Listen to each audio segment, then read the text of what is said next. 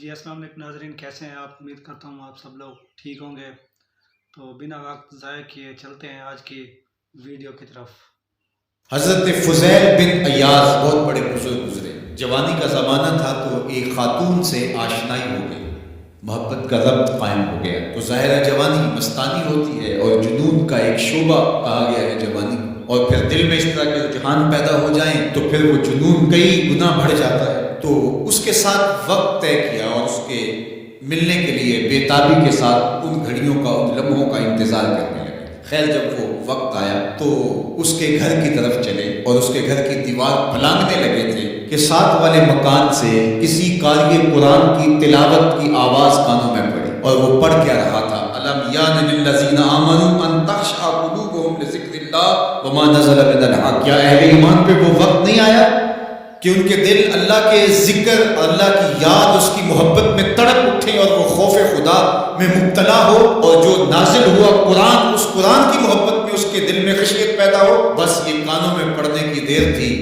کہ دوبارہ گلی میں چھلانگ لگائی اور کہا میرے اوپر وہ وقت آ گیا ہے، اور جنگلوں کو روتے ہوئے نکلے اور حضرت فضیل بن ایاز پھر ولیوں کے امام قرار پائے۔ اس آیت نے ان کی زندگی بدل دی۔ کسی کی 30 سال، کسی کی 40 برس، کسی کی 50 سال، کسی کی 60 سال زندگی یہاں موجود لوگوں میں سے کسی کی اس سے بھی زیادہ اور کسی کی کم۔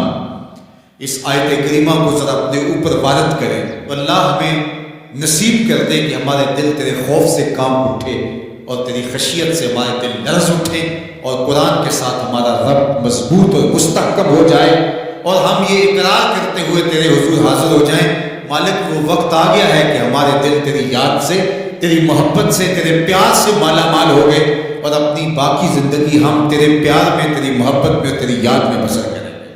حدیث پاک میں آتا ہے کہ اگر کوئی شخص اللہ کے خوف سے رویا اور اللہ کے خوف سے رونے کی وجہ سے اس کی پلکوں کے بالوں میں سے ایک بال کی جڑ گیلی ہو گئی تو قیامت کے دن وہ بال کھڑا ہو جائے گا، اللہ یا تو مجھے نکال لے یا اسے جنت عطا فرما دے۔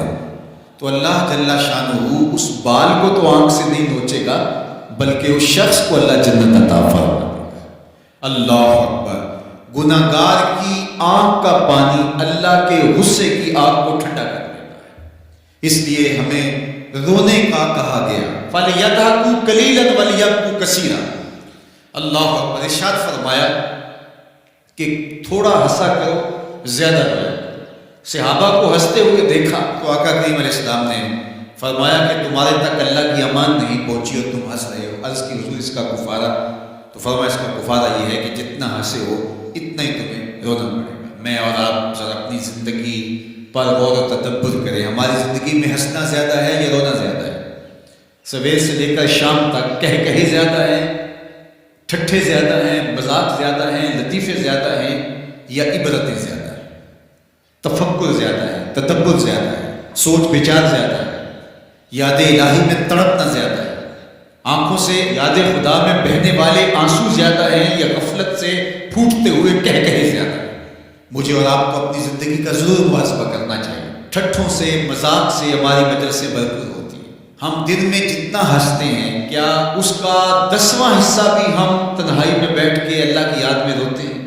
اگر ایسا ہے تو مبارک ہو، اور اگر ایسا نہیں ہے تو اللہ سے آنسو مانگو، اللہ سے درد مانگو، اس کی یاد میں رونا مانگو، اس کے ذکر میں تڑپنا مانگو، اس کی محبت میں بے تابیاں مانگو، آنسو مانگو، سسکیاں مانگو، تڑپنے پھڑکنے کی توفیق دے، دل مرتضیٰ سوز صدیق دے۔ اس کے حضور عرض کرو کہ مالک ہمیں تڑپ دے، ہمیں سوز و گداز دے، ہمیں کیف و سرور کی دنیا نصیب فرما دے، ہماری آنکھوں کو آنسوؤں کا جمال عطا کر دے۔ اور اگر ہماری آنکھوں میں آنسو نہیں ہیں، ہمارے پاس کہے ہیں، کہتے ہیں جو ہنستا ہوا گناہ کرے گا وہ روتا ہوا جہنم میں جائے گا، اور جس نے یہاں دکھ سہے، تکلیفیں سہی، آلام سہے، اس کے بدلے میں اللہ تعالیٰ اس کو وہاں راحتیں عطا فرمائے گا۔ فرمایا کہ مومن کے پاؤں میں کانٹا بھی چبھے تو اللہ جل شانہ اس کا صلہ بھی اس کو قیامت کے دن عطا فرمائے گا۔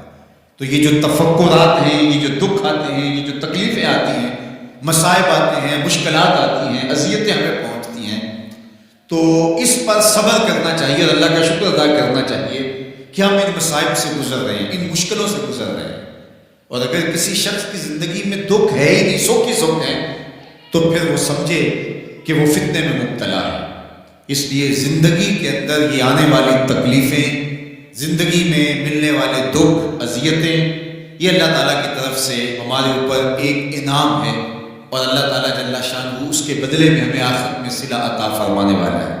تو فرمایا رجل ذکر اللہ خالیا ففاضت عیناہ، وہ شخص جس نے تنہائی میں بیٹھ کے اللہ کا ذکر کیا، اللہ کو یاد کیا، اور پھر کیا ہوا؟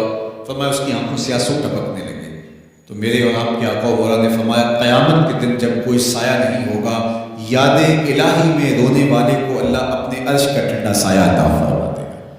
تو یہ رونا بہت بڑی دولت ہے، یہ بہت بڑی سعادت ہے۔ تو یہ تھی آج کی ویڈیو۔ اگر آپ کو ویڈیو پسند ہے تو ہمارے یوٹیوب چینل کو سبسکرائب کر دیجیے گا۔